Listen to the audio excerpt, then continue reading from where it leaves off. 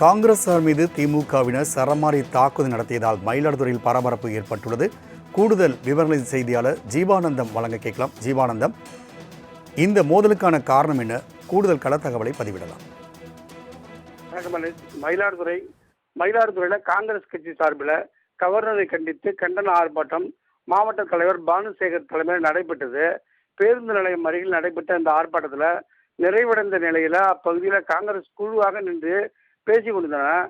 அப்போது அங்கு வந்த திமுக இளைஞரணி மாவட்ட அமைப்பாளர் மருது தலைமையில திமுகவினர் காங்கிரஸ் கட்சியின் நிர்வாகிகள் மீது திடீரென தாக்குதல் நடத்தினர். இதனால் காங்கிரஸ் கட்சியினர் சிதறி ஓடினர். காங்கிரஸ் கட்சியின் மாவட்ட தலைவர் பானுசேகர் மற்றும் பொறுப்பாளர் ராஜா மற்றும் மணல்மேடு அன்பழகன் ஆகியோர் மீது தாக்குதல் நடத்தியதில் ராஜா கீழே விழுந்து காயமடைந்தார். இதனைத் தொடர்ந்து அங்கு வைக்கப்பட்டிருந்த காங்கிரஸ் கட்சி கொடிகள் மற்றும் கொடிகளை பிடுங்கி நடுரோட்டில் போட்டு மிதிச்சு திமுக ஆர்ப்பாட்டத்தில் ஈடுபட்டனர். இதனால் அந்த பகுதியில பெரிய பரபரப்பாக காணப்படுது. தகவலுக்கு நன்றி.